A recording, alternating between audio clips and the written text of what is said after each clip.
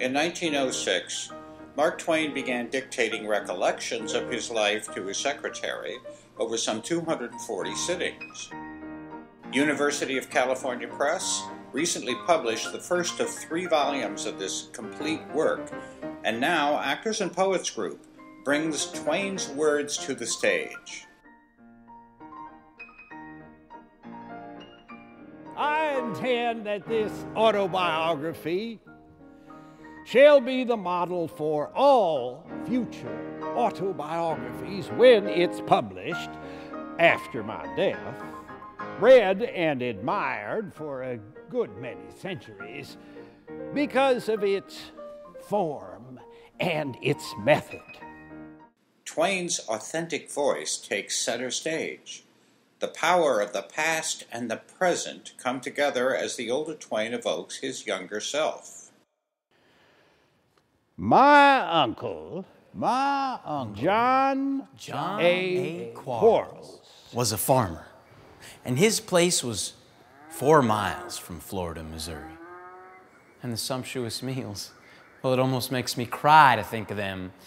fried chicken, Roast pig, wild and tamed turkeys, ducks, and geese, venison just killed, squirrels.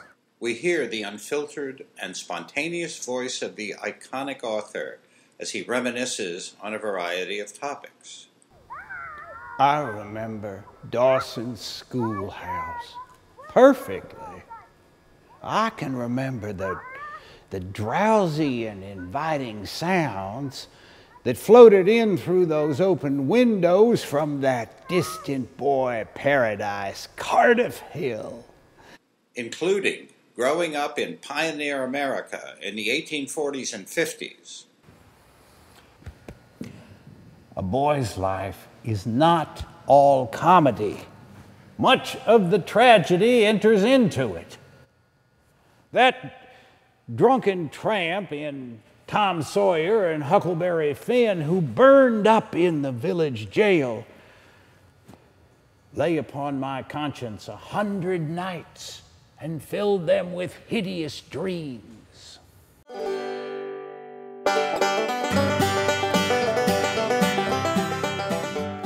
In 1845, when I was 10 years old, there was an epidemic of the measles in town, and it made a most alarming slaughter of the little people.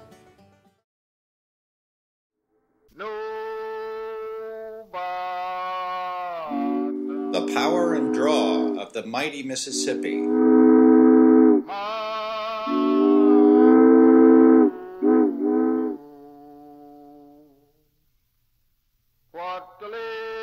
In 1858, I was a steersman on board the swift and popular St. Louis and New Orleans packet, Pennsylvania.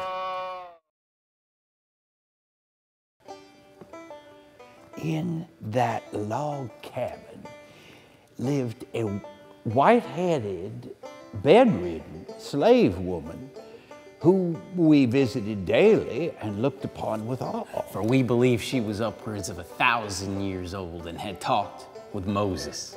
The real inspiration for some of his best-known fictional characters. Huckleberry Finn was Frank F. Frank's father was the town drunkard, an extremely well-defined and unofficial office of those days. Reflections on his marriage and family life and the profound losses he suffered.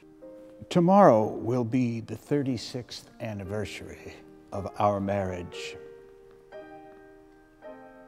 My wife passed from this life 1 year and 8 months ago in Florence, Italy, after an unbroken illness of 22 months' duration. Twain's uncompromising political views and his thoughts on war and imperialism. Personally, I disagree with the war in South Africa. I think that England sinned by interfering with the Boers, as America is sinning by meddling in the affairs of the Filipinos. O Lord, our Father, Our young patriots, idols of our hearts, go forth to battle. And the music and entertainment of the day. I heard Billy Rice sing "There Is a Happy Land" at the minstrel show, and I brought it home and sang it with great spirit.